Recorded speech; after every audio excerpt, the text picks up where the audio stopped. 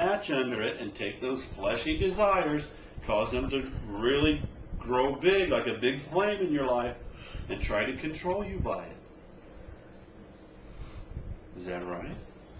Sure it is. So the boy's body was flesh. That's the only way he could try to destroy the body, destroy the boy, was to control his flesh. Amen? Or me. But if there is anything you can do for him, have compassion on us. It says pity us in this version. But if thou canst do anything, if you can do anything for him, have pity on us and help us. That was a legitimate request, wasn't it? To apply to appeal to the compassion of God, to Jesus' compassion. That's good. That's the basis of any relationship with Jesus, is to appeal to his compassion. Let's read the next verse. Verse 23 says, Jesus said to him, if there is anything I can do,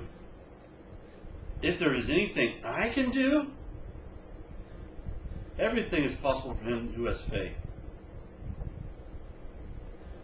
Jesus said, the King James says, if thou canst believe, all things are possible to him that believeth. I like this version here because it says, if there is anything I can do?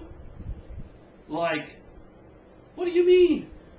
Every man's been given the measure of faith.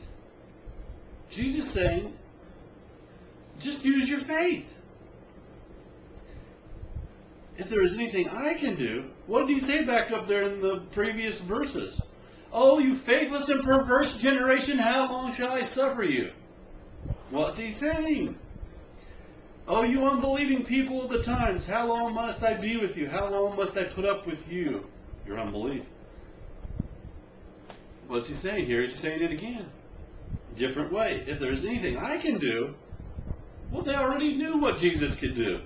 Did they not? That's why he brought his boy to the disciples and to Jesus in the first place. Was because he believed that Jesus could do something about it. But here, he has a little different emphasis. If there is anything I can do, not that he didn't believe that he could do it, was that it puts emphasis on the next statement, saying everything is possible for him who has faith. In other words, Jesus says, you have faith. Go ahead and believe me, and I'll do it. You don't have to ask me. Just believe it and see it become a reality in your life. You see, each of us, we each have a responsibility. We want to throw our responsibility back on God. Well, you know, I prayed and it didn't happen. We're trying to blame it on God's faith. That's what they were trying to do here in a sense. Jesus said, use your faith. Just go do it. Use your faith. It will happen. Believe. Here, is there anything I can do? Jesus turns the responsibility back on them. Everything is possible for him who has faith. You see, we want to turn it back on God. We want to have an excuse of why it doesn't work in our lives. Right? Why it didn't work. We want to all have an excuse, right? Everybody likes to have excuses why it didn't work. Instead of examining our hearts and our minds, finding out what is a mere mental belief that I have and a heart belief that I have.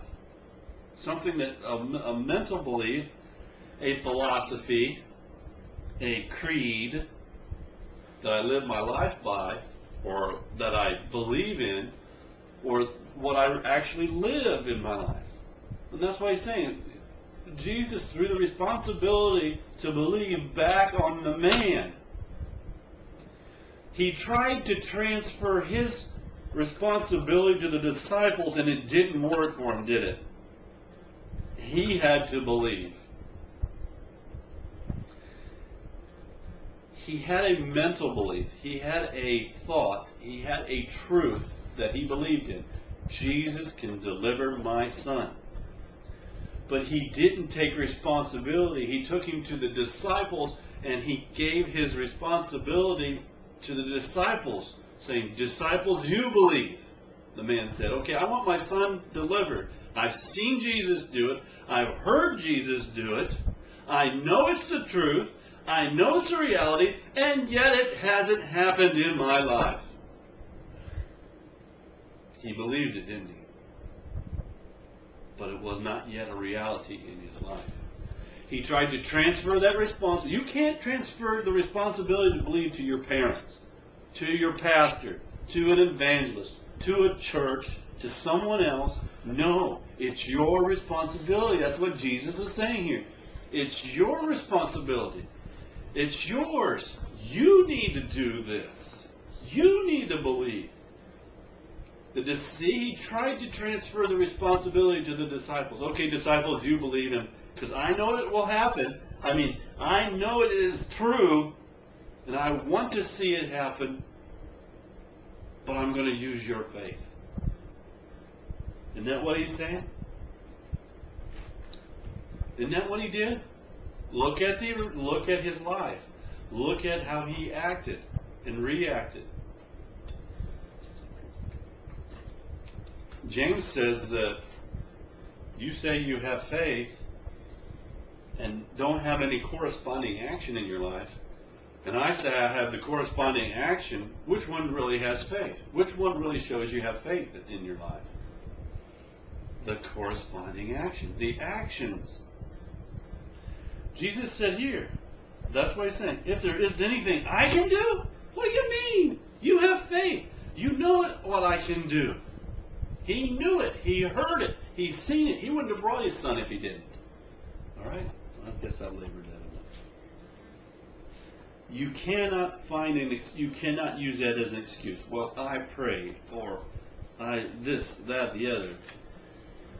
You have to believe. You have to go at it with all your heart. What is the difference? The difference is that you've committed your life, your heart, all of your life to Jesus.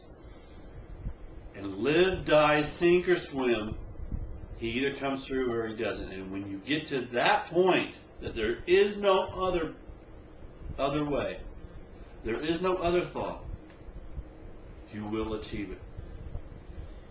You have to believe. You have to have the truth. There's nothing wrong with having the truth, understanding it, knowing what Jesus will do, but we must make it. Jesus says it's our responsibility to get on our knees and allow the Spirit of God to bring us to Jesus to make it a reality in our lives. Amen? To make it a reality in our lives. But we can't use that as an excuse. It's human nature to find an excuse. Well, so-and-so did this, or so-and-so did that, or I prayed and it didn't happen, or I went to the pastor and he prayed and it didn't happen, or I asked so-and-so to pray and it didn't happen. You tried transferring your responsibility to believe to someone else. And Jesus says that's not good enough. I expect you to use your faith. Romans 12:3 says every man has been given the measure of faith. Amen? How do you do it? How do you get it working? Is allowing the Spirit of God to bring us to Jesus. Amen? To bring us to Jesus. And then not using anything else or anyone else as an excuse. Staying on our knees.